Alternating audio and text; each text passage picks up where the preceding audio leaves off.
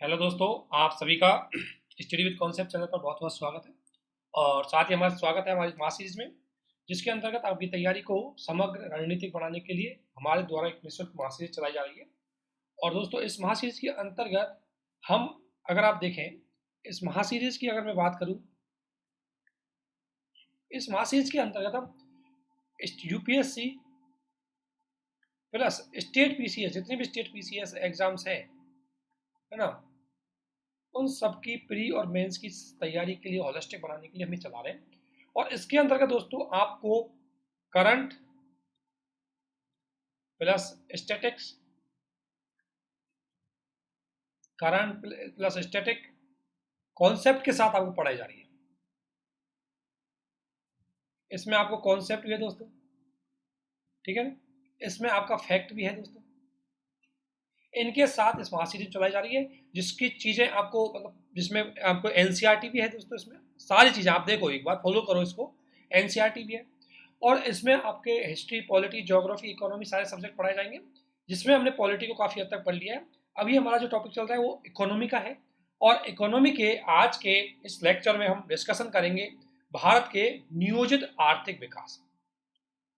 दोस्तों, ये टॉपिक आपने सुना होगा, नियोजित आर्थिक विकास।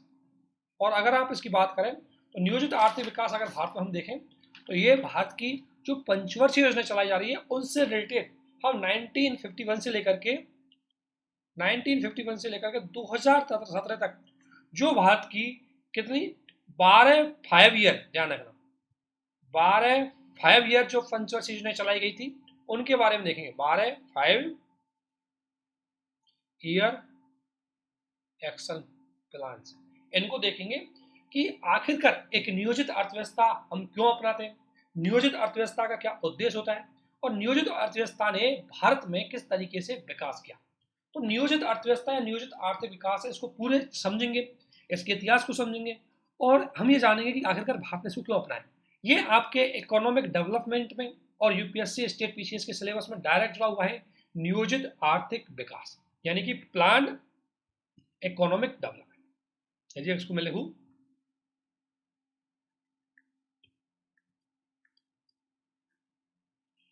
प्लानिंग ऑफ इकोनॉमिक डेवलपमेंट,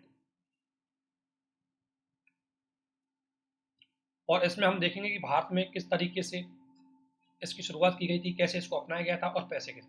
लेकिन सबसे पहले हम एक चीज समझेंगे कि सबसे पहले अगर नियोजित अर्थव्यवस्था की बात क्या है, तो नियोजित अर्थव्यवस्था क्या है दोस्तों, क्या है। सबसे पहले तो आपको यही पता होना चाहिए कि नियोजित अर्थव्यवस्था आखिरकार क्या है। तो अगर नियोजित अर्थव्यवस्था की मैं बात करूं तो नियोजित अर्थव्यवस्था मुख्य रूप से ऐसी इकोनॉमीज को हम लेते हैं जिसमें राज्य स्वयं विकास में भागीदार निभाता है। किसमें होती है? जिसमें राज्य स्वयं विकास में भागीदार होता है। अर्थात इसको हम बोल सकते हैं राज्य नियंत्रित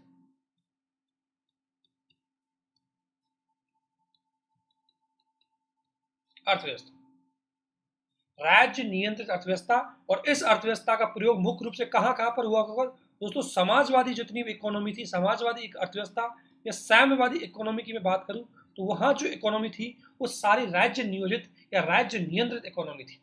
अब मैं आपसे पूछूं, राज्य नियंत्रित क्यों इकोनॉमी? क्योंकि दोस्तों राज्य नियंत्रित है कि राज्य के द्वारा जो संसाधन है उन संसाधनों का अधिकतम हित में प्रयोग करने हेतु, ध्यान रखना, प्रयोग करने हेतु राज्य द्वारा नियोजित इकोनॉमी को अपनाया जाता है।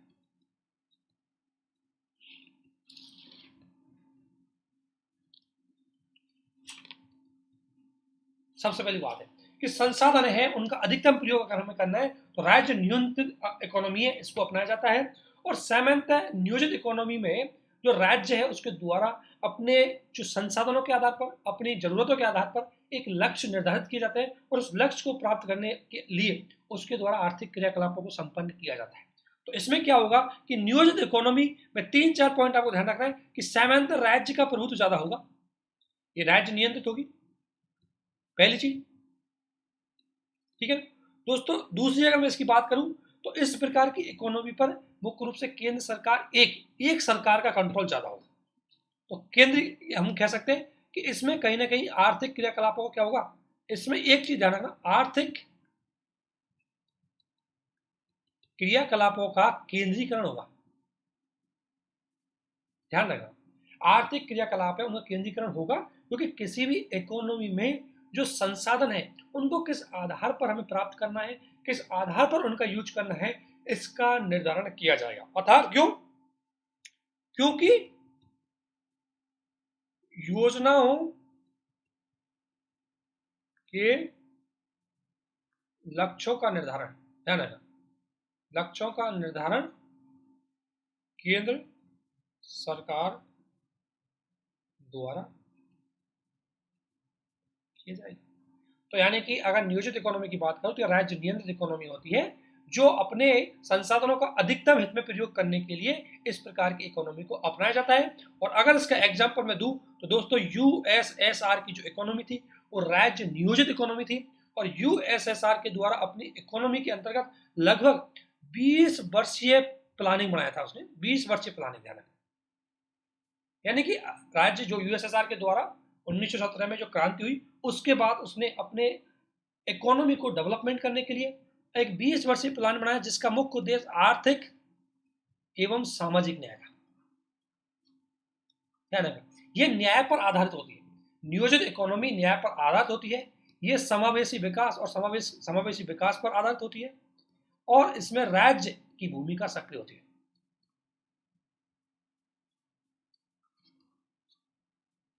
ये चीज ध्यान रखना, 3-4 चीज इसमें जो राज्य की भूमिका है वो सक्रिय होती है। अगर मैं बात करूं तो पहले इसकी इकोनॉमी थी जो यूएसएसआर की इकोनॉमी इसी प्रकार की थी।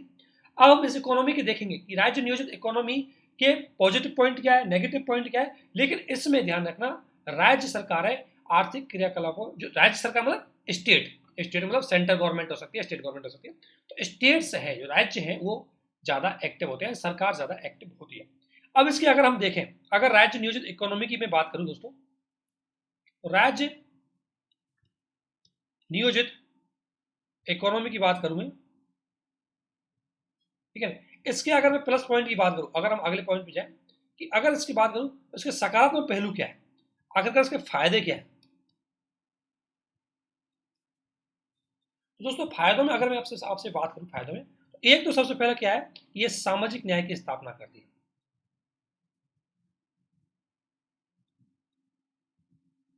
क्या करती है? सामाजिक न्याय की स्थापना करती है। तो दोस्तों सामाजिक और एक पॉइंट और जोड़ सकते हैं आर्थिक, क्योंकि दोस्तों आपको पता है कि संसाधन है वो सीमित होती है, लोगों की जरूरतें बहुत अधिक होती है।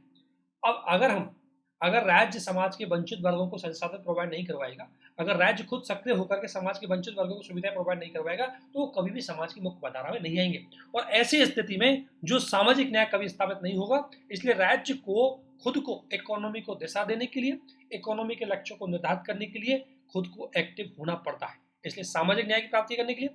दूसरा, अगर हम बात करें तो संसाधनों का, जो संसाधन होते हैं हमारे यहाँ संसाधन है, जैसे मिनरल रिसोर्सेज है, ह्यूमन रिसोर्सेज, जो भी संसाधन है, उन संसाधनों का अधिकतम हित में प्रयोग हो, यानी कि अधिकतम हित का मतलब है ज्यादा ज्यादा हितों में प्रयोग हो, यानी ज्यादा ज्यादा लोगों को क्या करो उसमें कल्याण हो, यानी ज्यादा से ज्यादा लोगों का कल्याण हो। ये बात सही है, ज्यादा लोगों का कल्याण होगा ज्यादा, और इसलिए ध्यान रखना इस इकोनॉमी का उद्देश्य क्या है, नियोजित इकोनॉमी होती है, इसका उद्देश्य क्या है, जन कल्याण करना होता है, ना कि लाभ कमाना। लाभ कमाना किसका होता है दोस्तों, आपको मैंने बताया था पहले वीडियो में, लाभ कमाना होता है बाजार इकोनॉमी का। ये बाजार अर्थव्यवस्था का लक्ष्य होता है, ठीक है ना, बाजार अर्थव्यवस्था इसका लक्ष्य होता है लाभ कमाना। तो अब आप समझे होंगे कि जो नियोजित इकोनॉमी हो हम क्यों अपनाते हैं, क्योंकि सामाजिक न्याय हो, संसाधनों का अधिकतम प्रयोग हो, समाज में गरीबी, समाज में चीजें इनका प्रयोग हो, है ना, और हमारे पास बहुत सारी चीजें कमजोर होती है, तो ऐसी स्थिति में हम सरकार उनको लोगों की आवश्यकता और जरूरतों के आधार पर आर्थिक क्रियाकलाप है उनको बढ़ावा देगी, उनका लक्ष्य निर्धारित करेगी और उसी प्लानिंग के माध्यम से उन लक्ष्यों को प्राप्ति करने में सहयोग करेगी, राजकोषीय नीति और मौद्रिक नीति का संचालन करेगी। ठीक है, ये चीज आपको थोड़ी सी ध्यान रखनी है। तो नियोजित अर्थव्यवस्था आप समझ होंगे जो मुख्य रूप से सरकार द्वारा इसमें लक्ष्य को निर्धारित किया जाता है एक समय के लिए। अर्थात अब मैं आपको नियोजित अर्थव्यवस्था की एक परिभाषा देता हूं। नियोजित अर्थव्यवस्था क्या होती है उसको लिख लेना, एक बढ़िया परिभाषा है। अगर आपसे कोई पूछे नियोजित अर्थव्यवस्था क्या है तो परिभाषा लिखने के लिए, समझाने के लिए मैं बता दिया। अब आप देखो नियोजित अर्थव्यवस्था, अगर नियोजित अर्थव्यवस्था की परिभाषा देखो, लिखाता जा रहा हूं आपको, ये नोट्स हम शेयर भी कर देंगे। नियोजित अर्थव्यवस्था मतलब है कि राज्य आंशिक रूप से, ध्यान रखना, या तो राज्य का पूरा नियंत्रण होगा, राज्य का संपूर्ण या आंशिक,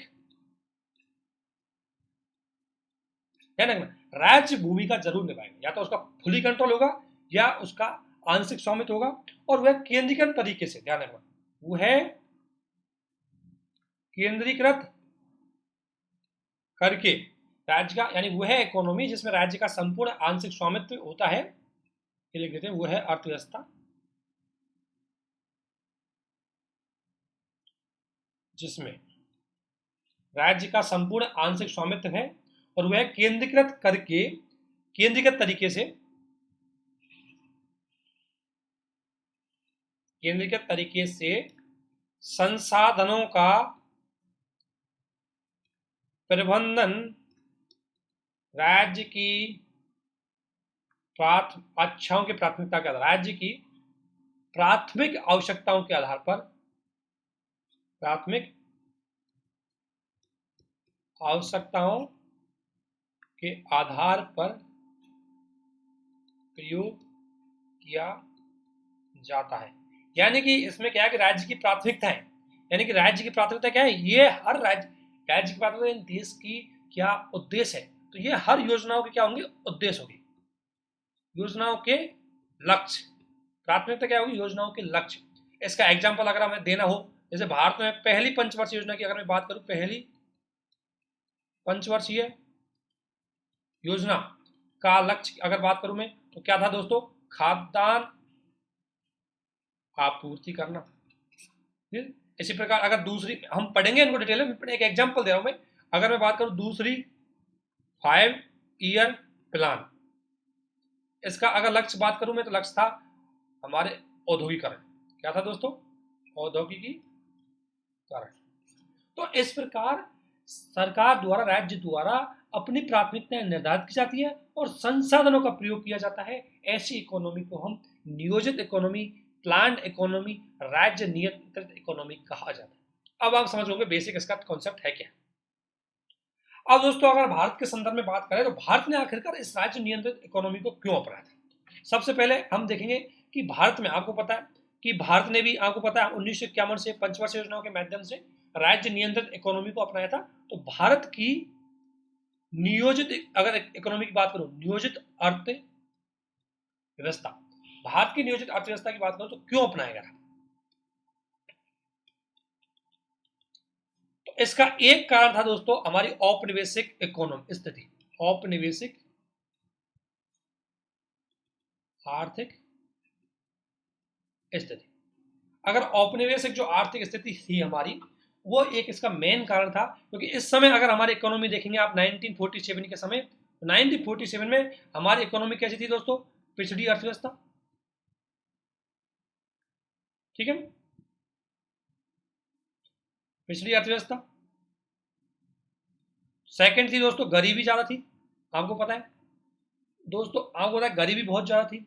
इसके अलावा भुखमरी टाइप में थी, पिछड़ापन था, पिछलापन, औद्योगिक पिछलापन,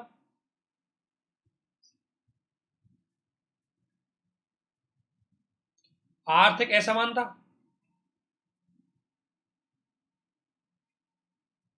ठीक है, आर्थिक असमानता, पिछड़ापन और बहुत सारी चीजें। अगर हम बात करें राष्ट्रीय आय कम थी, पर कैपिटल इनकम भी बहुत डाउन थी, गरीबी उच्च स्तर पर थी। तो ये हमारी औपनिवेशिक आर्थिक स्थिति थी। अब इन इकोनॉमी की, अगर किसी इकोनॉमी की ये स्थिति है और ये स्थिति यानी कि अगर कोई भी इकोनॉमी है, कोई भी इकोनॉमी में अगर कोई इकोनॉमी अपना आर्थिक विकास करना चाहेगी, तो अगर हम उसे खुला कर देंगे, अगर उसको राज्य का कंट्रोल नहीं रखेगा, तो उस संसाधनों का प्रयोग सभी व्यक्तियों को प्राप्त नहीं होगा। और नहीं, जैसे मान लें, क्योंकि अगर हम इसको खुला कर देते, हम इकोनॉमी को कंट्रोल में नहीं लेते, हम इकोनॉमी को प्लानिंग से नहीं लेते, तो आपको पता है कि हमारी पहली जरूरत होती है खाना। तो आपको पता है कि औद्योगिक जो कोई दूसरा व्यापारी होता था, अगर प्राइवेट कंपनी इसमें भाग लेती, तो प्राइवेट कंपनियों को खाने पे ज़्यादा पैसा नहीं मिलता, वो इंडस्ट्री खोलती, और ऐसी स्थिति में हम हमारी प्रायोरिटी को पूरा नहीं कर पाते। हमारी पहली प्रायोरिटी थी कि हमारी पूरी जनसंख्या को भूखमरी से दूरी मिले, हमारे यहाँ खाद्यान्न आत्मनिर्भरता हो, ये हमारी पहली प्रायोरिटी थी। और यदि हम नियोजित अर्थव्यवस्था नहीं अपनाते, तो हम इस प्रायोरिटी को पूरा नहीं कर पाते। इसलिए तत्कालीन स्थिति को देखते हुए हमारे द्वारा प्लान इकोनॉमी को अपनाया जाना बहुत जरूरी था। ठीक है। दूसरा कारण अगर दोस्तों इसकी बात करें, दूसरा कारण अगर मैं बात करूं दोस्तों, देश में निजी क्षेत्र का अभाव था। हमारे यहाँ प्राइवेट जो बिजनेसमैन है बड़े नहीं थे, क्योंकि औपनिवेशिक काल के टाइम पर आपने देखा होगा कि ज्यादातर जो यहाँ पर बिजनेसमैन थे वो अंग्रेजी थे, वो चले गए। तो हमारे यहाँ निजी कोई बड़ा निजी क्षेत्र नहीं था जो निवेश कर सके, बड़ा निजी क्षेत्र नहीं था जो इस अर्थव्यवस्था में गति दे सके। तो ऐसी स्थिति में अगर अर्थव्यवस्था में गति देनी है, तो ऐसी स्थिति में राज्य को भूमिका निभानी थी,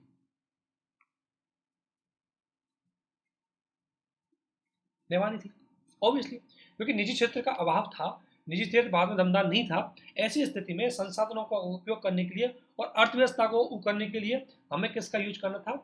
हमें राज्य नियोजित या प्लान इकोनॉमी की या योजनागत इकोनॉमी की जरूरत थी। तीसरा कारण था दोस्तों, सोवियत संघ का सक्सेसफुल होना।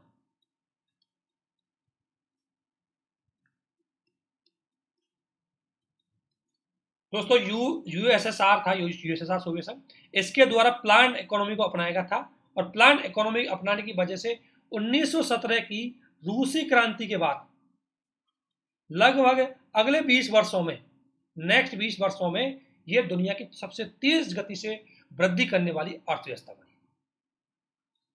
और इसका सबसे बड़ा फायदा यह था कि दोस्तों 1930 की जो आर्थिक मंदी आपने सुनी होगी, 1930 की आर्थिक मंदी का यूएसएसआर की इकोनॉमी पर कोई प्रभाव नहीं पड़ा।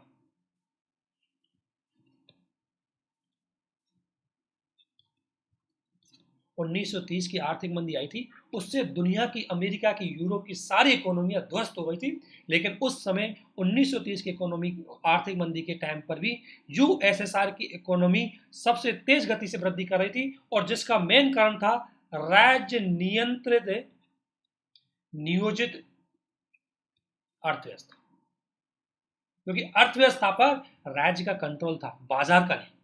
और आपको पता है अगर अर्थव्यवस्था बाजार पे डिपेंड है, तो जैसे ही बाजार डाउन होगा अर्थव्यवस्था डाउन हो जाएगी।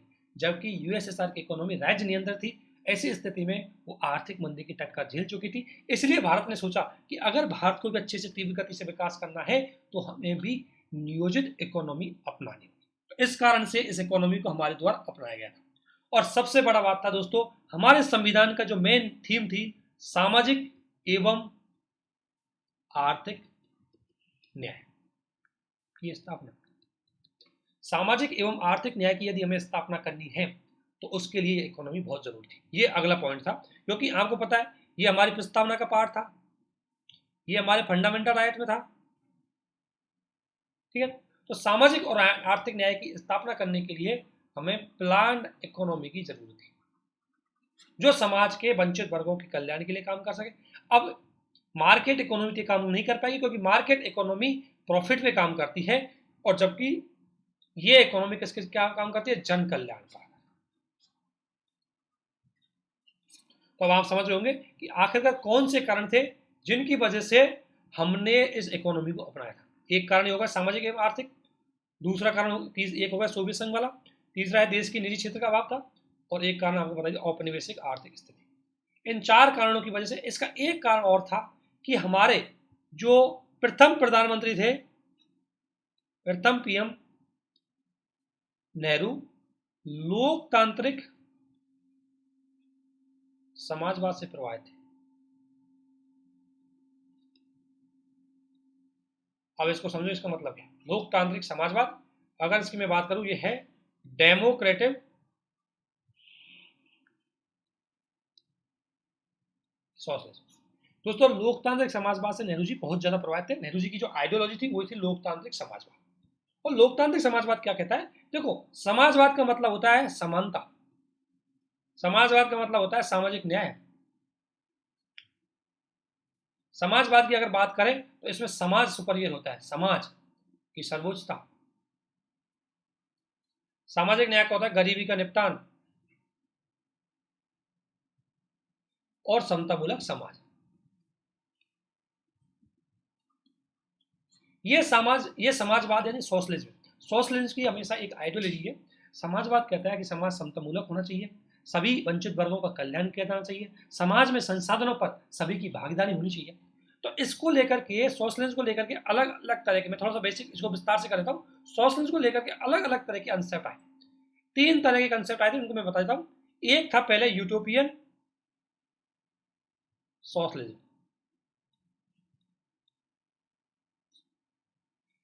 एक था यूटोपियन, एक था साइंटिफिक,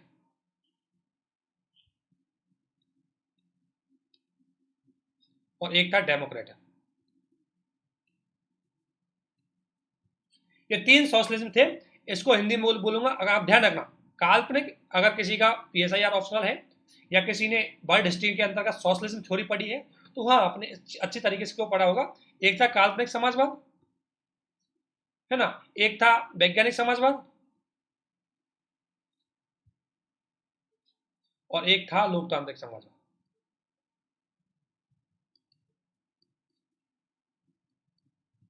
दोस्तों अब डेमोक्रेटिक समाजवाद, क्योंकि हमारी नेहरू जी बहुत ज्यादा प्रभावित थे, और डेमोक्रेटिक समाजवाद कहता है कि समाज में सामाजिक न्याय, समानता, इनको स्थापित करने के लिए राज्य की भूमिका होनी चाहिए। लेकिन मैं उससे पहले आपको डेमोक्रेटिक सोशलिज्म के बारे में बताने से पहले 3 सोशलिज्म के तरीके हैं उनको बताता हूँ।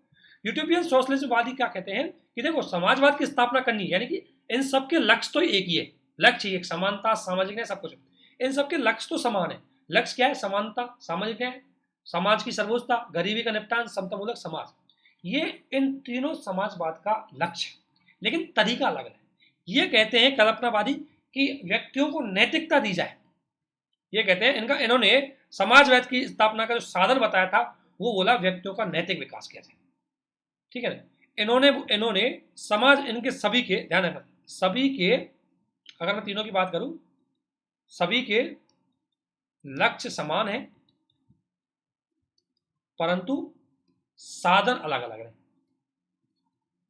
ये थ्योरी थोड़ा देख लेना, ये आपको बहुत जगह काम आएगी। और साधन क्या है? अगर मैं बात करूं काल्पनिक समाजवाद की बात करूं तो इसका साधन है दोस्तों, इसका साधन है कि समाज में समाजवाद की स्थापना करने के लिए व्यक्तियों का क्या करो? व्यक्तियों का नैतिक विकास करो। यदि अगर व्यक्ति नैतिक विकास कर लेंगे, हम काल्पनिक समाजवाद, अगर व्यक्तियों का नैतिक विकास कर लेंगे तो व्यक्ति अपने आप समाज की सोचने लग जाएंगे। व्यक्ति अपने आप वो संपत्ति का संकेंद्र नहीं करेंगे। देखो, इससे व्यक्ति संकेंद्र नहीं करेंगे, व्यक्ति संपत्ति का संकेंद्र नहीं करेंगे,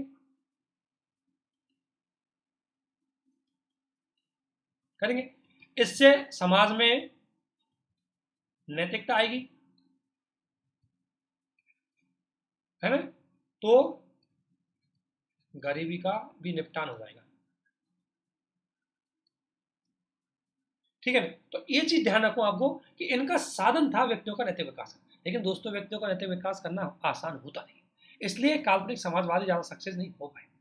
इसके बाद समाजवाद का एक नया तरीका लेके आए, वो था हमारे मार्क्स का नाम आपने सुना ही होगा, मार्क्सवादी समाजवाद।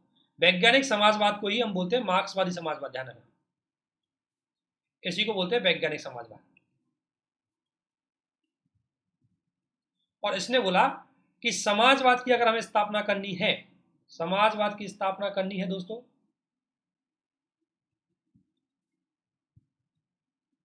तो आप समझ रहे हो क्या मार्क्स किसकी बात करता है? क्रांति करो। क्या करो? क्रांति करो, और जो अमीर व्यक्ति है उनको सबको मार दो या हटा दो, और जैसे उनको हटाएंगे समाज में अपने आप समानता स्थापित हो जाएगी। तो इसने क्या माध्यम बताया? क्रांति। लेकिन दोस्तों, क्रांति भी एक सही माध्यम नहीं, इसलिए समाजवाद का एक नया रूप आया जो मुख्य रूप से डेमोक्रेटिक वैल्यू वाले लोगों ने दिया, और उसमें आया था दोस्तों लोकतांत्रिक समाजवाद।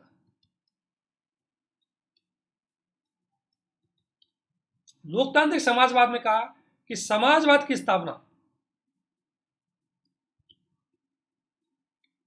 लोकतंत्र के माध्यम से की जानी चाहिए। किसके माध्यम से? लोकतंत्र के माध्यम से।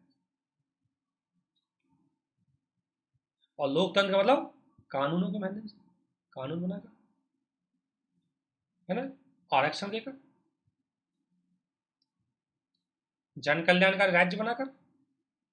राज्य क्या होगा? जन कल्याणकारी राज्य, जन कल्याणकारी राज्य के माध्यम से, ठीक है, और सरकारी योजनाओं के माध्यम से।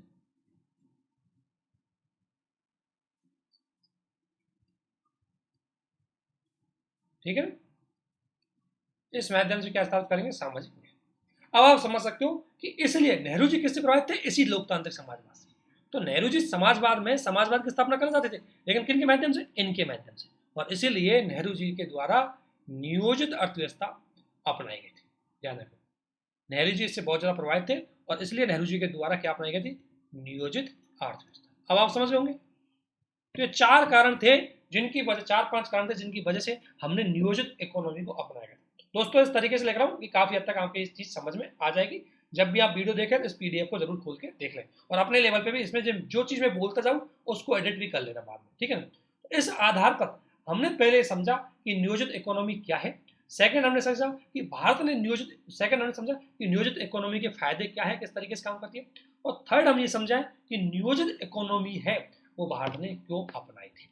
ठीक है दोस्तों, नियोजित इकोनॉमी का एक नुकसान भी होता है कि नियोजित इकोनॉमी में राज्य का कंट्रोल बहुत ज्यादा होता है और ऐसी स्थिति में नवाचार नहीं आता, प्राइवेट सेक्टर की भूमिका ज्यादा सक्रिय नहीं होती और इकोनॉमी में कंपटीशन होता है। उस आधार पर नियोजित इकोनॉमी थोड़ी सही नहीं है, तो वो हम आगे पढ़ेंगे उसका। अभी तक हमने जाना कि भारत में नियोजित इकोनॉमी को क्यों अपनाया गया, तो 2-3 चीजें आपने जानी। अगला हमारा टॉपिक होगा कि भारत में नियोजित जो योजना है या भारत में नियोजित इकोनॉमी का जो इतिहास है वो क्या है। अभी हम समझेंगे कि भारत में आर्थिक सामाजिक जो योजना है, जिसे हम नियोजित योजना मतलब नियोजित योजना या नियोजित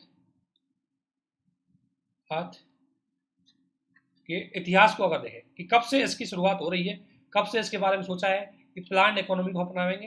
तो प्लान इकोनॉमी की अगर मैं बात करें तो ये कब से अपनाएंगे, तो इस आधार पर सबसे पहले अगर मैं थोड़ा सा इतिहास के बारे में बता दूं तो नियोजित इकोनॉमी की अगर मैं बात करूं तो ऐसा प्रयास ब्रिटिश काल के दौरान से ही हो चुका है। सबसे पहले इसका प्रयास अगर मैं बात करूं, नाम लिखते जाऊंगा, प्री में स्टेट पीसीएस में पूछे जाते हैं इसलिए ध्यान रखना। सर्वप्रथम जो योजना की बात करूं मैं या नियोजित अर्थव्यवस्था की बात करूं मैं तो सर्वप्रथम नियोजित अर्थव्यवस्था, अगर सर्वप्रथम नियोजित अर्थव्यवस्था की बात करूं या इसका रूपरेखा की डिसाइड करूं तो सबसे पहले नियोजित जो अर्थव्यवस्था है इसकी शुरुआत अगर करें तो शुरुआत दोस्तों की है, सबसे पहले एक नाम लिखूंगा मैं, सर मोंगजीगुंडम जो है मोंगजीगुंडम विश्वेश्वरैया, ये एक क्या थे? इंजीनियर थे, ये एक सिविल इंजीनियर थे। और सर मोंगज गुंडकम विश्वेश्वरैया क्या है? एक इंजीनियर थे। कौन से थे? सिविल इंजीनियर थे। और इसने पहली बार इन्होंने एक बांध बनाया था, कृष्णा राजा सागर बांध। और ये बात है दोस्तों, इसकी कार्यकाल अगर देखें 1860 से लेकर के और 1962 तक रहे थे। काफी इनके बारे में आपने सुना होगा विश्वेश्वरैया के बारे में। तो अगर आप इंजीनियरिंग की जब भी इतिहास को देखेगा तो विश्वेश्वरैया का नाम जरूर आएगा उसमें, बहुत जबरदस्त इंजीनियर थे। और सर मोगजीगुंडम विश्वेश्वरैया के द्वारा एक कृष्णा राजा सागर बांध, इसकी रूपरेखा तैयार की। और इसको किसके द्वारा किया जाएगा? राज्य के द्वारा किया गया। राज्य के द्वारा इस बांध का शुरुआत की गई थी। तो पहली बार राज्य के द्वारा कोई कार्य किया गया था, राज्य नियंत्रित कार्य किया गया था। इसके साथ साथ ही दोस्तों भद्रावती, ये एग्जांपल दे रहा हूं उनको याद रखना, भद्रावती आयरन बक्स, ये एक इंडस्ट्री भी राज्य के द्वारा लगाई गई थी इनके टाइम पर, और इसीलिए कृष्णा राजा सागर जो बांध है ये दोनों, और पहली बार अगर इसमें राज्य की भूमिका सक्रिय रही, इसलिए पहली बार नियोजित इकोनॉमी का जो एग्जाम्पल देखने को मिला वो भारत में 1800 इसे मोक्षगुंडम विश्वेश्वरैया के टाइम पर देखने को मिला। अर्थात इन्होंने ये बोला, इसके अलावा आपको पता है बहुत इतिहास में बहुत चीजें और देखने को मिली, लेकिन इसी दौरान एक चीज और है कि 1930 में आपने देखा होगा आर्थिक मंदी आई थी,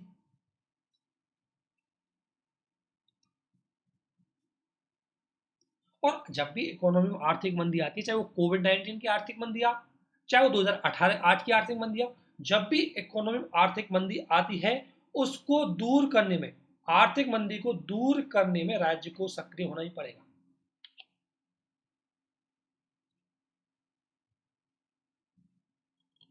राज्य को सक्रिय भूमिका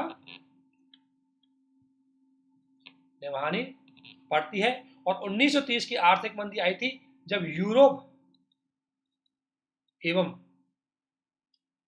अमेरिका में भी राज्य की भूमिका सक्रिय हुई।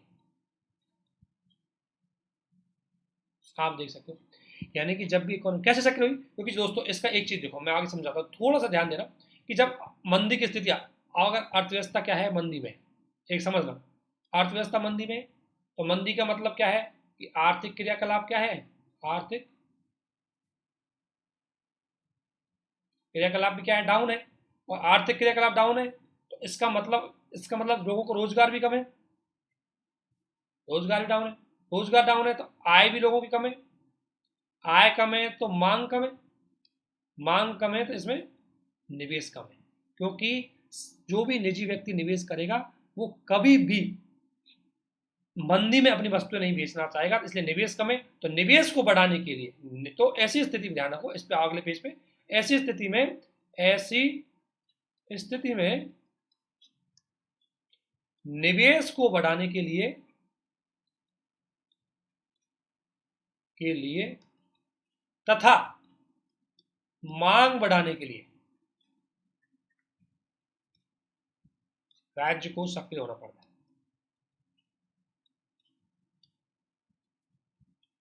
और एग्जाम्पल अगर आपके पास चाहिए तो आप देखो, कोविड-19 के टाइम पे मैं एग्जाम्पल बताता हूँ। कोविड-19 में मांग बढ़ाने के लिए क्या काम किया था सरकार ने, 500 रुपये दिए सभी महिलाओं के अकाउंट में, ठीक है ना, सब्सिडी दी, सस्ते लोन दिए, ताकि लोगों की इनकम मिले, लोगों को वस्तुएं सस्ती मिले, और इस आधार पर लोग क्या करें, मांग बढ़ा सके। और दूसरी बात, निवेश बढ़ाने के लिए क्या काम किया गया था, निवेश बढ़ाने के लिए एक तो ब्याज दर कम की गई थी, दूसरा एमएसएमई को सब्सिडी दी गई थी, बहुत सारी चीजें की गई थी, सब्सिडी दी गई थी। आपने सुना होगा प्रोडक्ट लिंक इंसेंटिव लेके आए थे कि आत्मनिर्भर भारत प्रोजेक्ट के अंतर्गत कि हम उद्योगों को जो उत्पादन करेंगे उनको सब्सिडी देंगे। तो जब भी इकोनॉमी डाउन स्थिति में होती है, जब भी इकोनॉमी मंदी होगी, राज्य को एक्टिव होना ही पड़ेगा, और इसलिए 1930 की आर्थिक मंदी के समय भी राज्य को एक्टिव होना पड़ा। तो इस बात से एक चीज ये बढ़ गई कि कहीं ना कहीं राज्य की सक्रियता के बिना कभी भी कोई इकोनॉमी सक्रिय हो ही नहीं सकती। तो इसी उद्देश्य करने के लिए 1934 में, ध्यान रखना, 1934 में इसी विश्वेश्वरैया के द्वारा 1934 में विश्वेश्वरैया के ठीक है, इसका नाम देखना, विश्वेश्वरैया के द्वारा 1934 में 10 वर्षीय योजना प्रकाशित की गई थी भारत में। इन्होंने 1934 में 10 ईयर प्लानिंग लेकर आए, विश्वेश्वरैया 10 ईयर प्लानिंग है, इसको लेके आए थे, और इन्होंने नियोजन का पहला प्रयास किया था, जो वो बांध से लेकर के बाद में कंपनी लगा करके इनकी ये मान्यता की कि राज्य को भूमिका सक्रिय रूप से निभानी ही पड़ेगी। राज्य कैसी भी स्थिति में कोई भी इकोनॉमी राज्य की सक्रिय भूमिका के बिना एक्टिव नहीं हो पाएगी। इसलिए 1934 में विश्वेश्वरैया के द्वारा 10 ईयर प्लान को लेकर के आए थे, और यह भारत में पहला नियोजन का प्रयास था, पहली योजनाएं थी। और इसका उद्देश्य, हर योजना का उद्देश्य होता है, और इसका उद्देश्य था कि 10 वर्षों में भारत की गरीबी दूर करना। ये इनका उद्देश्य था। और इसलिए इसने अपनी पुस्तक थी एक, और इसमें इसलिए इसने पुस्तक थी और इसने ये बात बोला, इन्होंने स्पष्ट बोला कि सरकार को सक्रिय भूमिका निभानी होगी गरीबी के निपटान करने के लिए। इन्होंने बोला स्पष्ट रूप से, इनका मानना था कि राज्य गरीबी के निपटान के लिए सरकार को सक्रिय भूमिका निभानी होगी। और इसकी पुस्तक का नाम भी आप लिख लो, इसकी पुस्तक बहुत ज्यादा, और इसका एक उद्देश्य और था इसका, गरीबी के साथ साथ अगले 10 वर्षों में राष्ट्रीय आय को दोगुना करना।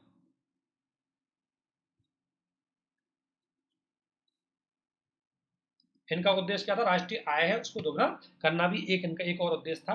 और इनकी पुस्तक का नाम जरूर लिख लो, विश्वेश्वरैया की जो पुस्तक है, इसकी बुक कौन सी थी दोस्तों, उसका नाम लिख लो। इसकी बुक का नाम था प्लान्ड इकोनॉमी फॉर इंडिया। सुना होगा ये बुक के नाम, प्लान्ड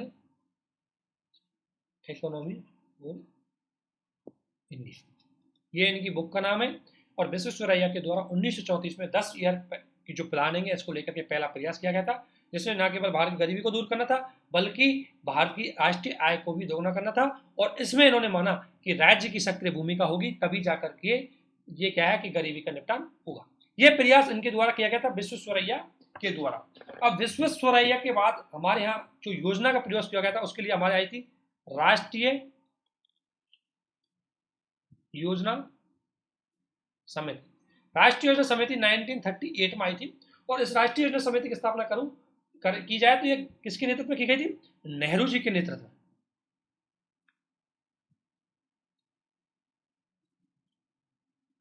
इस कमेटी की स्थापना की, नेहरू जी के नेतृत्व में इस समिति की क्या की गई थी? स्थापना की गई थी। और इस समिति के द्वारा यह था कि भाई हम जनता के पर्याप्त जीवन स्तर को सुधार कर सके, गरीबी का अंत कर सके।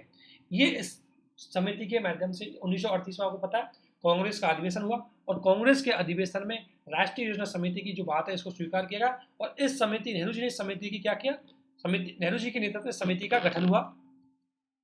और इस समिति का ने पहली बार, इस समिति ने भी प्लान्ड इकोनॉमी की ओर कहा, और इसने बोला कि कहीं ना कहीं इन्होंने ये सुनिश्चित किया कि जनता का कल्याण करना है, और यदि गरीबी का अंत करना है तो हमें कहीं ना कहीं उद्योगों के निर्माण पर, और उसके अलावा भारतीय आत्मरक्षा के लिए बड़े उद्योग की आवश्यकता को, यानी कि इस समिति ने गरीबी का निपटान,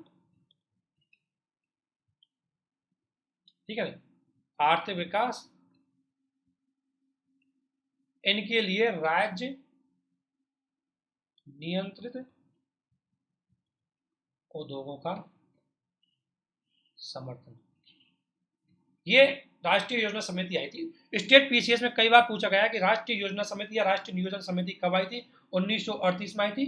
और इसके लिए अंतर्गत बोला कि राज्य नियंत्रित उद्योगों का समर्थन किया, तभी जाकर के गरीबी और आर्थिक विकास है, इन चीजों को हम दूर कर पाएंगे।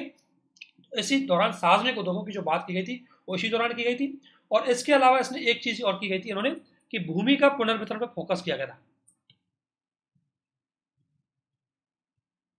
तो भूमि का पुनर्वितरण का मतलब दोस्तों, पहले जो भूमि केवल जमींदारों के पास थी, पहले, ठीक है ना, पहले भूमि जो जमींदारों के पास थी, पुनर्वितरण मतलब है कि इसका मतलब अगर मैं बात करूं, पुनर्वितरण का मतलब कि भूमि का न्यायपूर्ण वितरण। और भूमि का न्यायपूर्ण वितरण की अगर मैं बात करूं तो भूमि का न्यायपूर्ण मतलब है कि छोटे किसान, जो जमीन देखो, जो भूमि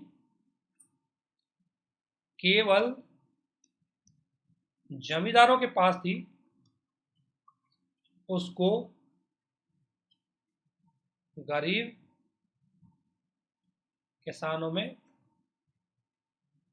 वितरण कर दिया, ये इसका मेन वो था। तो कहीं ना कहीं नेहरू जी के नेतृत्व में जो कमेटी बनी, ये कमेटी आर्थिक नियोजन, भूमि पुनर्वितरण और राज्य नियंत्रित इकोनॉमी के माध्यम से कुल मिलाकर के क्या करना चाहती थी? ये सामाजिक एवं आर्थिक न्याय। तो ये प्रयास हुआ था दूसरा। इसके अलावा दोस्तों एक बंबई प्लान के बारे में आपने सुना होगा, बंबई प्लान, ये आया था 1944 में। अभी मैं ये बता रहा हूं आपको कि भारत में आर्थिक विकास है उसकी कैसे शुरुआत की गई थी। तो इसमें मुख्य रूप से भारत के महत्वपूर्ण जो बिजनेसमैन थे, महत्वपूर्ण जो उद्योगपति थे, तो महत्वपूर्ण उद्योगपतियों के द्वारा लाया गया था। ये प्रमुख उद्योगपतियों के द्वारा लाया गया था एक प्लान था, प्रमुख उद्योगपतियों, द्वारा लाया गया प्लान था। और इसमें इन्होंने ये कहा कि अगर किसी भी देश में आर्थिक विकास करना है, 1944 में लाया गया था, और ये चूंकि बंबई में थे। इन महत्वपूर्ण उद्योगपतियों के नाम अगर आप जानते होंगे नॉर्मली, एक का नाम था सर पुरुषोत्तम दास ठाकुर, सर पुरुषोत्तम दास ठाकुर। और एक की बात मैं करूं, JR, ये इसका नाम तो आपने सुना होगा, JRD टाटा, ये भारत के तब उस समय बड़ी बड़ी बिजनेसमैन थे। इसके अलावा बिरला का नाम आपने सुना होगा। तो इन इन तीनों के इन और भी उद्योगपति थे। इन उद्योगपतियों के द्वारा भारत में एक आर्थिक विकास करने के लिए और भारत में अगर जो विकास है उसको बढ़ावा देने के लिए ला। लेकिन उन्होंने एक बात की, ये थे तो प्राइवेट बिजनेसमैन, लेकिन इन्होंने बोला कि राज्य के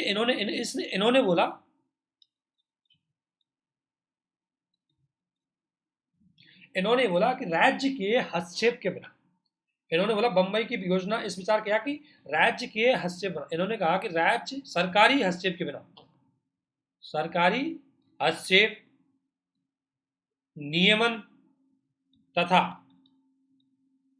समर्थन के बिना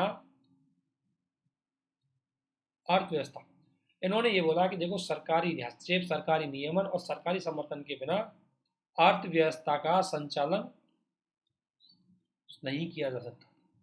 अब आप समझ सके होंगे, ये तो प्राइवेट बिजनेसमैन थे, फिर भी इसने सरकार का समर्थन किया, क्योंकि इनको पता है कि हमें अगर बिजनेस चलाना है, क्योंकि ये ब्रिटिश काल के टाइम के थे और ब्रिटिश काल में इन्होंने भी इंडस्ट्री लगाई थी, लेकिन चूंकि ब्रिटिश सरकार के द्वारा इनको किसी प्रकार का समर्थन नहीं दिया गया था, इसलिए अर्थव्यवस्था में ज़्यादा रोल नहीं निभा पाए, इनका बिजनेस ज़्यादा बढ़ नहीं पाया था। इसलिए इनको भली भांति पता था कि यदि हमें आर्थिक विकास करना है, यदि हमें एक इंडस्ट्री को फैलाना है, तो अर्थव्यवस्था का संचालन करना है, तो राज्य का समर्थन बहुत जरूरी है। तो उन्होंने कहा कि सरकारी हस्तक्षेप के बिना, समर्थन के बिना अर्थव्यवस्था का संचालन नहीं हो सकता। अर्थात राज्य नियंत्रित या राज्य नियोजित इकोनॉमी का इन्होंने क्या किया, समर्थन किया दोस्तों। राज्य नियंत्रित या राज्य नियोजित इकोनॉमी का इन्होंने क्या किया, समर्थन किया। तो ये भी राज्य नियोजित अर्थव्यवस्था का समर्थन किया। तो भारत में स्वतंत्रता से पहले ही काफी चीजें चल रही थी कि किस तरीके से हम ये काम करें, किस तरीके से इसका विकास करें, किस तरीके से लोगों का कल्याण करें, अर्थव्यवस्था अगर हम स्वतंत्र होंगे तो हम किस प्रकार की इकोनॉमी बनाएंगे, इसको लेकर के चल रहा था। इसी बीच में एक पीपुल्स प्लान भी आया था। ये चीज ध्यान रखना दोस्तों, स्टेट पीसीएस में डायरेक्ट पूछते हैं कि ये प्लान्स कब आए थे, कौन कौन लेके आए थे। तो इसी बीच में एम.एन. राय, हमारे एम.एन. राय थे जो साम्यवादी थे, एम.एन. रॉय का क्या है, पीपुल्स प्लान आया था।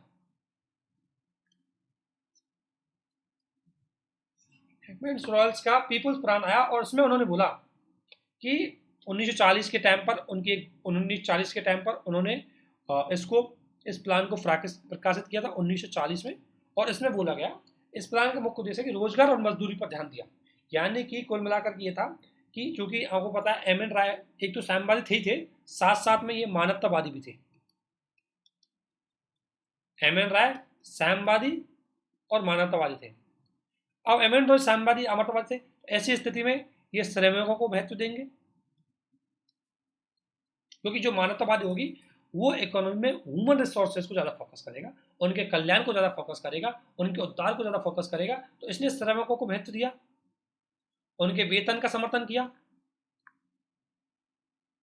कि उनको अच्छा वेतन मिलना चाहिए, और इसके लिए जरूरी है कि आपको पता राज्य का कंट्रोल होना चाहिए, इसलिए राज्य नियोजित इकोनॉमी की बात की।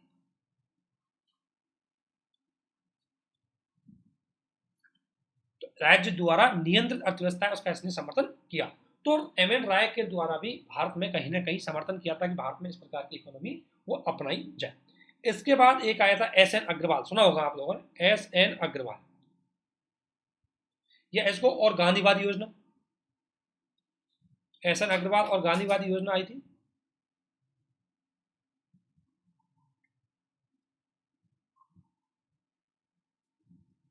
ठीक है, और ये भी 1944 के समय था।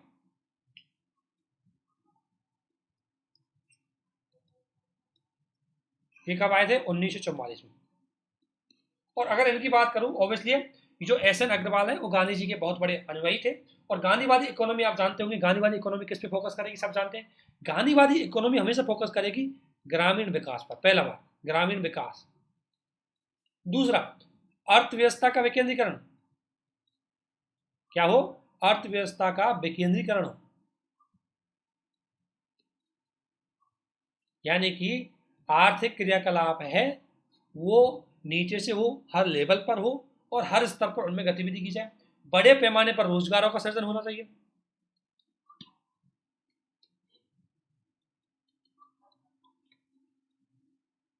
ठीक है, बड़े पैमाने पर रोजगार सृजन होना चाहिए। और एमएसएमई, या हम बोल सकते हैं कुटीर उद्योगों का समर्थन। तो ये भी कहीं ना कहीं जन कल्याण, सर्वोदय, है ना, और एक तरह से सामाजिक न्याय पर आधारित था।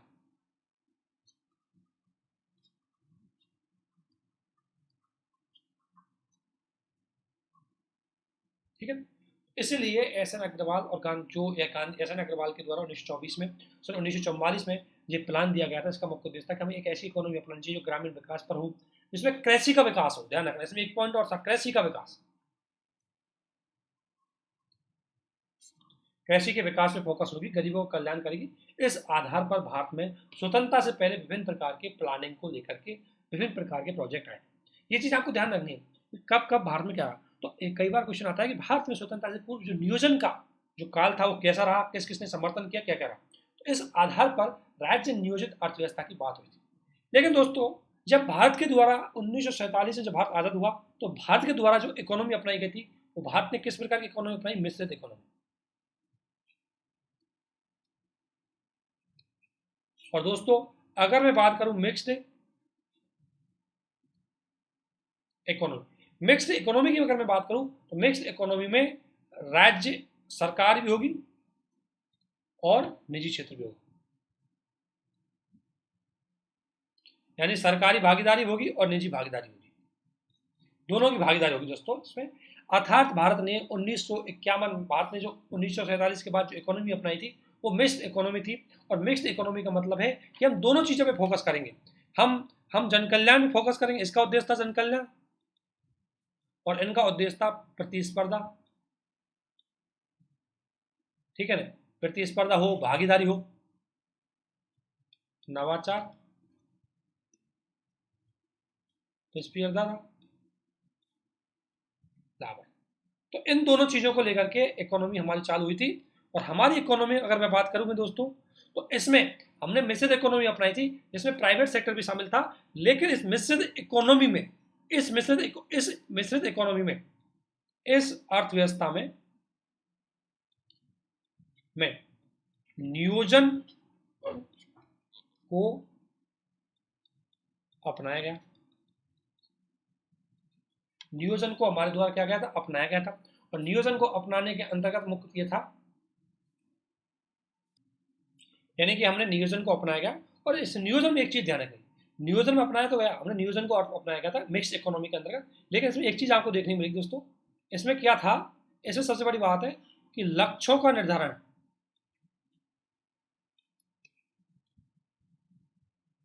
कौन करता था? राज्य द्वारा, कि हमारे क्या लक्ष्य होंगे, क्या प्लानिंग होंगे, उनका निर्धारण ये करता था। तथा लक्ष्यों की प्राप्ति सरकार, ये मैं इसमें, तो आप लोग राज्य से कंफ्यूज हो होंगे, मैं इसमें सरकार लिख देता हूं। अगर लक्ष्यों की प्राप्ति सरकार तथा निजी क्षेत्र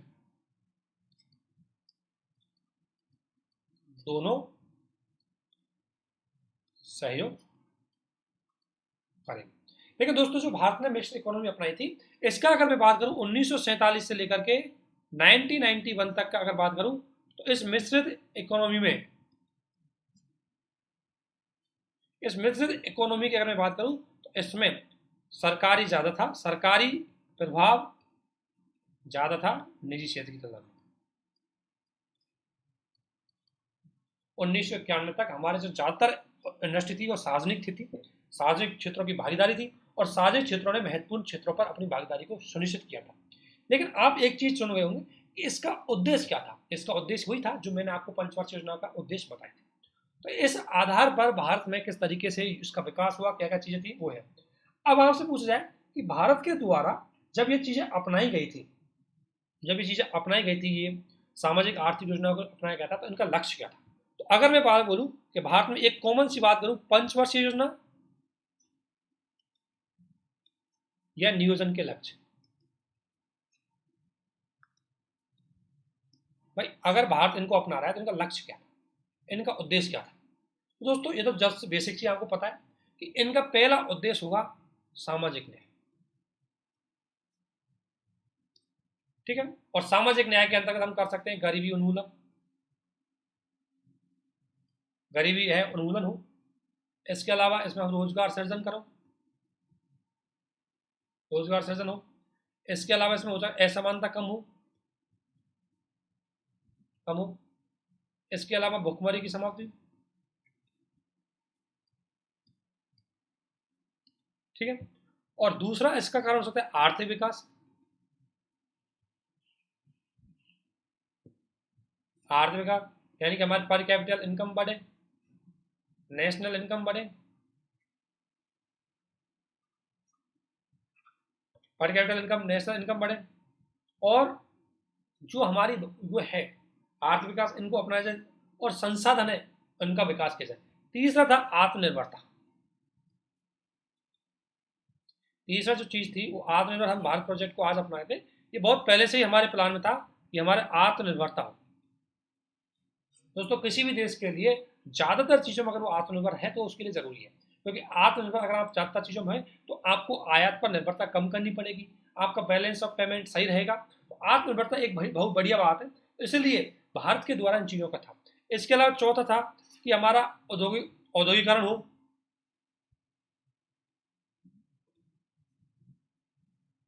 ठीक है ना, औद्योगिकरण, ठीक है ना। कुल मिलाकर कोई आर्थिक विकास में सारी चीजें ये आ गई है। अब ये इस योजना के लक्ष्य थे गरीबी का निपटान, आर्थिक विकास, औद्योगिकरण, है ना, और ग्रामीण विकास हो गए, वो सारे विकास हो गए, ठीक है ना। इसके अलावा राष्ट्रीय इनकम, जीडीपी में वृद्धि करना, बहुत सारे इनके उद्देश्य थे। ये तो इनके कॉमन उद्देश्य थे कि योजनाओं के अंतर्गत भारत में जो उद्देश्य रखे गए थे वो क्या थे। तो मुख्य रूप से हमारी जो अर्थव्यवस्था की स्थिति थी, जो औपनिवेशिक काल के कारण वो गर्त में गई थी, उस सारी औपनिवेशिक काल की स्थिति को समाप्त करना इसकी मुख्य उद्देश्य था।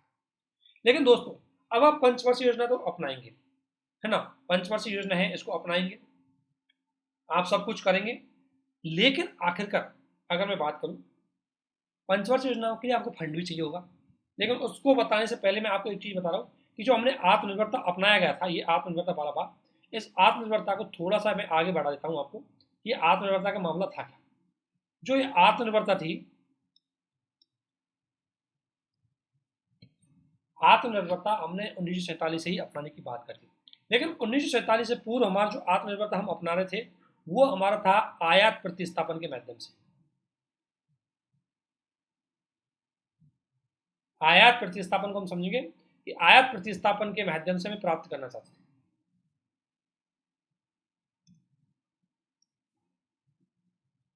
और आयात प्रतिस्थापन में क्या होता है, चाहते थे, इसका ये होता है कि हम बाहर से आने वाली वस्तुओं को रोक देंगे, तो अपने आप जिन वस्तुओं का हम आयात करते हैं उनको घरेलू लेवल पर उत्पादन करें। और चूंकि जब आप शुरू में कोई वस्तु का उत्पादन करेंगे और बाहर से आने वाली वस्तु जब सस्ती रहेगी तो ग्राहक तो ऑब्वियसली सस्ती को खरीदेगा। तो इसलिए चूंकि बाहर से आने वाली वस्तुओं की तुलना में हमारी वस्तुएं कमजोर थी, तो वो उनसे जो कंपटीशन है वो हमारी वस्तुएं नहीं दे पाती थी, तो कंपटीशन नहीं दे पाती थी, तो इसलिए बाहर की वस्तुओं को हमने रोक दिया। तो यहाँ हमने संरक्षणवाद की नीति अपनाई दोस्तों।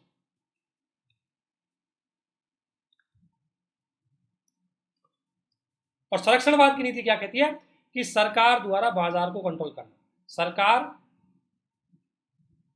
द्वारा व्यापार को कंट्रोल करना, और व्यापार की बात बहुत में जाता रहे, इसको लिख सकते हैं आयात को कंट्रोल करना, आयात को नियंत्रित करना। यानी सरकार आयात को नियंत्रित करेगी, यानी आयात को कम करेगी, और आयात को कम करने के लिए सरकार क्या करेगी, कस्टम ड्यूटी, शुल्क, इनको क्या करेगी, बढ़ाएगी। तो भारत के द्वारा जो 1947 में चीजें की गई थी, तो आयात प्रतिस्थापन की नीति के माध्यम से हमने संरक्षणवाद को अपनाया, और संरक्षणवाद की वजह से हमारा विदेशी आयात को कम करने के लिए हमने विदेशों से आयात को कंट्रोल कर दिया, और फिर धीरे धीरे हमारे यहाँ वस्तुओं का, सेवाओं का उत्पादन किया जाने लगा। इस आधार पर हमने आत्मनिर्भरता की बात करी। लेकिन दोस्तों इसका सबसे बड़ा नुकसान क्या हुआ था? इसका नुकसान हुआ कि हमारे यहाँ नवाचार, प्रतिस्पर्धा नहीं। जब आप बाहर से आने वाली वस्तुएं हैं, आप बाहर से आने वाली वस्तुओं को नहीं आने, अब अमेरिका से आने वाले अगर लैपटॉप को यहाँ नहीं आने देंगे, मोबाइल को नहीं आने देंगे, तो हमारे लोग लैपटॉप मोबाइल के बारे में नहीं सीखेंगे। हमारे जब अब क्योंकि ध्यान रखना, हम वस्तुओं का आयात करते हैं तो बहुत सारी तकनीक भी साथ में आती है, तो इसकी वजह से वो वस्तुओं का आयात करेंगे आप तो तकनीक नहीं आएगी, तो ऐसी स्थिति में आप कभी भी नवाचारी और प्रतिस्पर्धी नहीं हो पाएंगे। और जब इकोनॉमी में नवाचार और प्रतिस्पर्धा नहीं होगी, उस इकोनॉमी में इससे क्या होगा? इससे उत्पादन तथा उत्पादकता, सबसे बड़ी बात है, इससे उत्पादन और उत्पादकता कम हो जाएगी। और यही कारण हुआ कि 1991 तक आते हुए 1991 तक, यही कारण है दोस्तों, हम इसको आर्थिक सुधार में पढ़ेंगे, यही कारण है कि 1991 तक आते आते तक भारतीय अर्थव्यवस्था मंदी की स्थिति में आ गई। क्यों? क्योंकि तो आप जो आर्थिक व्यवस्था की बात कर रहे हो, आप वस्तुओं खुद तो उत्पादन कर नहीं रहे ढंग से और ना ही बाहर से आने दे रहे ढंग से, तो कंपटीशन नहीं है, वस्तुओं का उत्पादन नहीं हो रहा, सस्ती वस्तु यहाँ पर वस्तुएं आप बढ़ा नहीं पा रहे, आपके यहाँ तकनीक नहीं है, तो ऐसी स्थिति में आप कैसे वस्तुओं का उत्पादन करेंगे, कैसे विकास करेंगे इस चीजें। इसी कारण से हमें फिर ये इस चीज को तोड़ना पड़ा और 1991 में हमें एलपीजी को अपनाया और इसी एलपीजी के अंतर्गत हमने जो संरक्षणवाद की नीति है उसको त्याग दिया। इसमें क्या किया हमने? संरक्षणवाद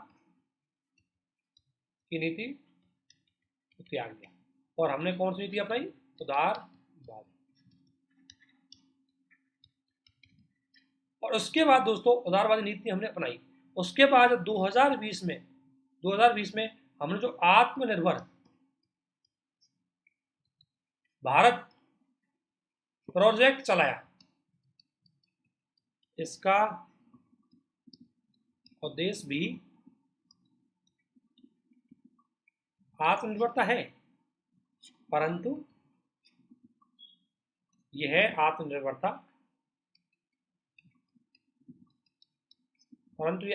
दोस्तों संरक्षणवाद पर नहीं बल्कि उदारीकरण, वैश्वीकरण, निजीकरण पर आधारित है। परंतु यह आत्मनिर्भरता संरक्षणवाद पर नहीं। इस चीज को समझो दोस्तों, कई बार एक क्वेश्चन पूछा जाता है कि जो हमने अब आत्मनिर्भरता अपनाया है वो पहले भी था, उसमें अब में क्या अंतर है? तो ऐसे बोला गया कि यह आत्मनिर्भरता संरक्षणवाद पर नहीं बल्कि एलपीजी, इनका मतलब समझ गए होंगे, लिबरलाइजेशन, प्राइवेटाइजेशन और ग्लोबलाइजेशन पर आधारित है। इसका मतलब यह है कि अब हम आत्मनिर्भर तो बनेंगे, लेकिन विदेशी कंपनियों को हमारे यहाँ ला करके उनका निवेश हमारे यहाँ बढ़ा करके हम खुद उत्पादन करेंगे और पूरी दुनिया में सब देंगे।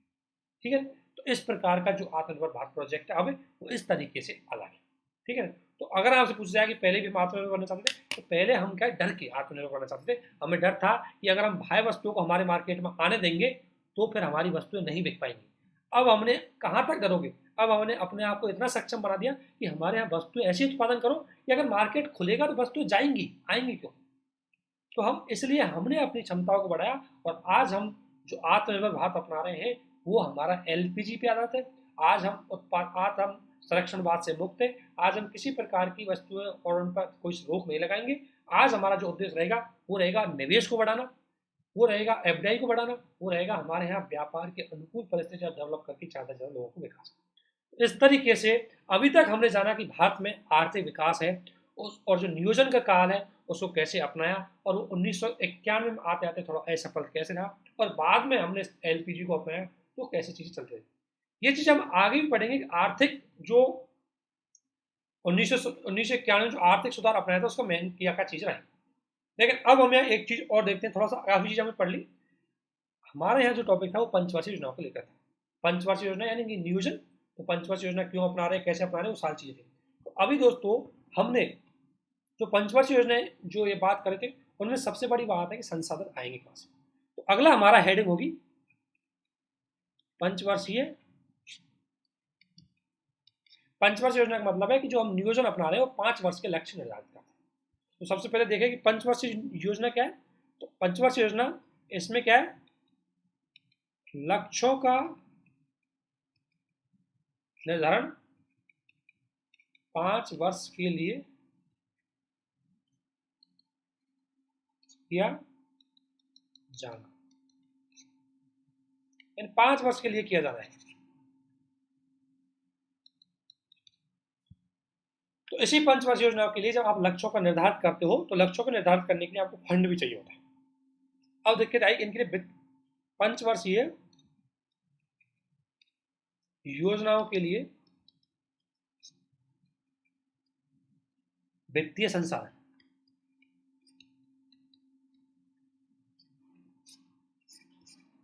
पंचवर्षीय योजनाओं के लिए जो वित्तीय संसाधन है वो कहां से आएगा, सबसे बड़ी बात तो ये टॉपिक देखो नीचे कि वित्तीय संसाधन। अब दोस्तों वित्तीय संसाधन मुख्य रूप से कहां से आएगा, मुख्य रूप से वित्त के 3 स्रोत होते हैं। वित्त के स्रोतों की अगर मैं बात करूं, वित्तीय स्रोतों की अगर मैं बात करूं फाइनेंशियल रिसोर्सेज की, तो फाइनेंशियल 3 प्रकार हो सकते हैं। एक तो सरकार से, सरकार खुद अपना सरकारी वित्त, एक हो सकता है निजी घरेलू निवेश, और एक हो सकता है विदेशी। अब दोस्तों सरकार की मैं बात करूं तो सरकार मुख्य रूप से अगर बात करें तो सरकार कहां से लेगी, बजट के माध्यम से, अपनी कंपनियों के माध्यम से, कंपनियों के माध्यम से जिनको बोलते हैं सार्वजनिक कंपनी, आपको पता है, इनके माध्यम से, ये बजट में आपको पता है टैक्स के माध्यम से, ये तो आप जानती हैं। और निजी क्षेत्र का निवेश, अब भारत में क्या है कि जब 1951 के टाइम पर अपनाई थी तो ये भारत में बहुत कम था।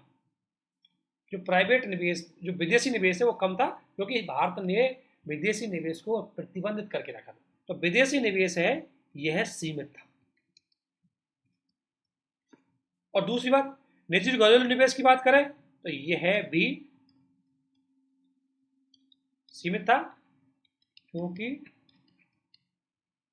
अगर मैं बात करूं क्योंकि हमारे यहाँ निजी निवेश, निजी क्षेत्र ही एक्टिव नहीं था, क्योंकि यहाँ निजी क्षेत्र का अभाव, अर्थात पूरा काम करना पड़ा गवर्नमेंट।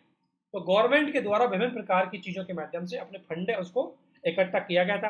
गवर्नमेंट के द्वारा विदेशों से भी फंड लिया गया था, IMF के माध्यम से फंड लेगा, गवर्नमेंट कई स्रोतों से अपना फंड लेगी और उस आधार पर इन चीजों को अपनाएगी।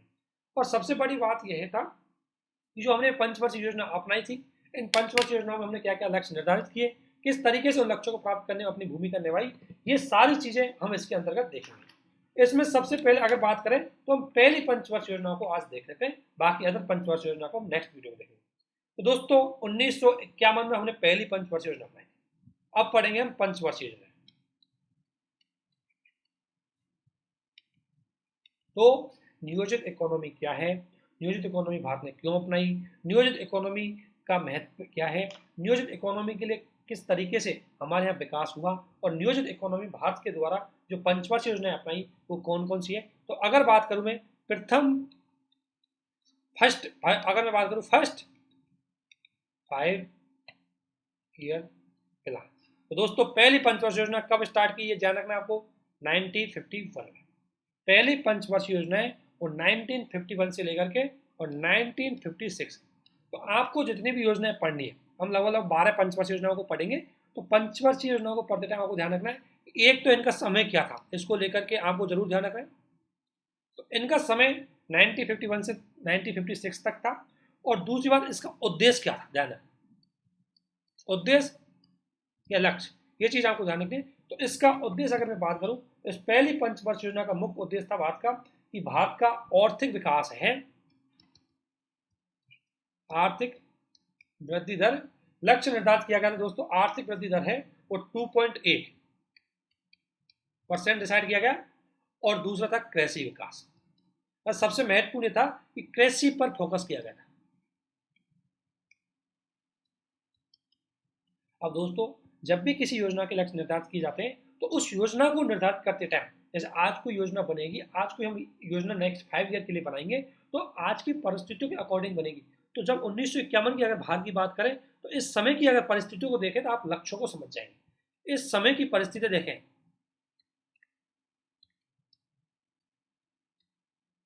इस समय की परिस्थितियों का मुख्य रूप से यह है कि भारत में गरीबी थी, भूखमरी थी, खाद्यान्न पर निर्भरता थी, बाह्य निर्भरता, खाद्यान्न पर हम बाह्य निर्भर थे, हमारे पास खाद्यान्न नहीं था, और इन्हीं उद्देश्यों के आधार पर हमने ये लक्ष्य निर्धारित किया। तो अगर इसकी बात करें तो पहली पंचवर्षीय योजना थी, इसको निर्धारित करने में मेन फोकस रहा वो कृषि, हमारा पहला फोकस रहा, और आर्थिक वृद्धि दर है वो 2.1 रखी थी, लेकिन अचीव इसने 3.5 करी, 3.5 प्राप्त की। तो हम आशा से अधिक ही इसमें चले गए थे। और इसका सबसे बड़ी बात है, अगर हम देखें तो इस योजना में कृषि को फोकस किया गया था, और जो वृद्धि दर है वो 3.6 बने, सॉरी 3.61। तो पहली पंचवर्ष योजना हमारी शुरू में थी, नेहरू जी के नेतृत्व में इस योजना का शुभारंभ किया गया था।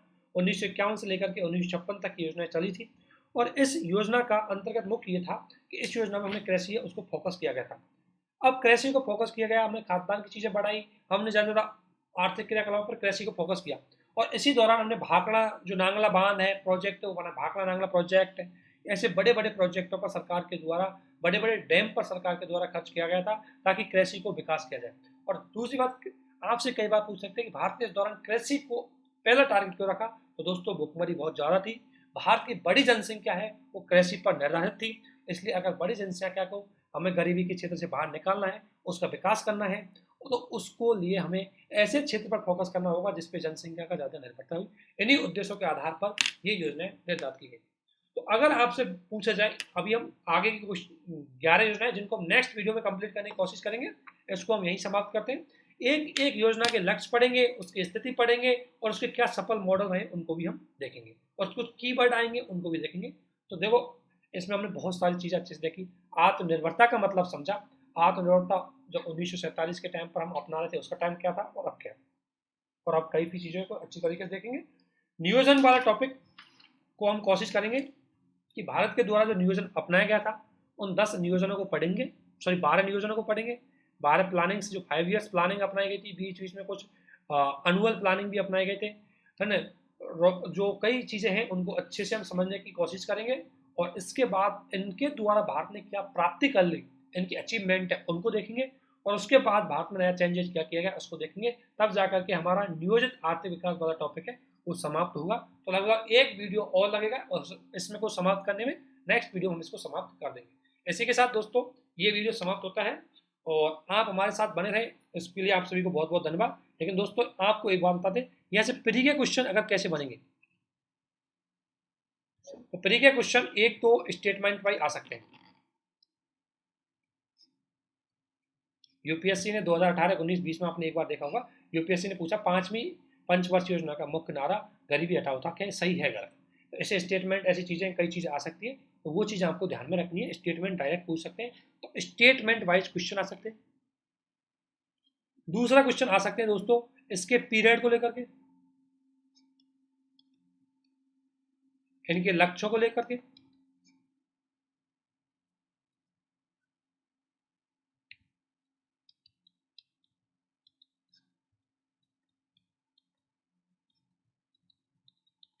ठीक है। इस तरीके से इनका विकास कैसे हुआ, नियोजित अर्थव्यवस्था की थ्योरी क्या है, अगर कोई अर्थव्यवस्था नियोजित है तो उसमें सरकार का क्या रोल रहेगा, किसी प्रकार से कॉन्सेप्ट को लेकर के भी क्वेश्चन आ सकते हैं, इसलिए आपको ये चीज़ें अच्छे से पढ़नी है। और इसमें एक चीज़ और है, इसमें मेंस का क्वेश्चन बन सकता है,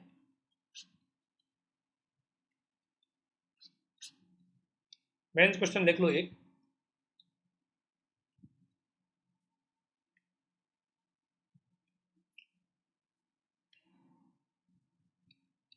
भारत देखो, भारत द्वारा नियोजित आर्थिक विकास को अपनाने का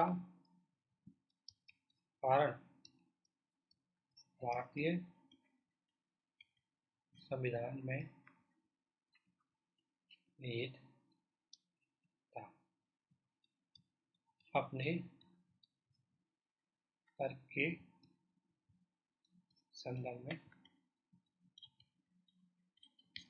दोस्तों एक क्वेश्चन है, मेंस का क्वेश्चन भी आपको दे दिया गया है, प्री के स्टेटमेंट साइज क्वेश्चन आ सकते हैं कि भारत ने जो नियोजित आर्थिक विकास अपनाया था, इसका कारण भारतीय संविधान में ही निहित था। भारतीय संविधान में निहित था, इसलिए हमने इसको अपनाया था। ये आपको आपके एग्जाम्पल के माध्यम से समझाना है। मैंने आपको तीनों डेमोक्रेटिक समाजवाद को भी अपनाया था, उसको भी समझाया, उसके चीज़ों को ध्यान में रखते हुए इसको बताना है। तो इसी के साथ हम इस वीडियो को समाप्त करते हैं। आप सभी का हमारे साथ बने रहने के लिए बहुत बहुत धन्यवाद। Thank you.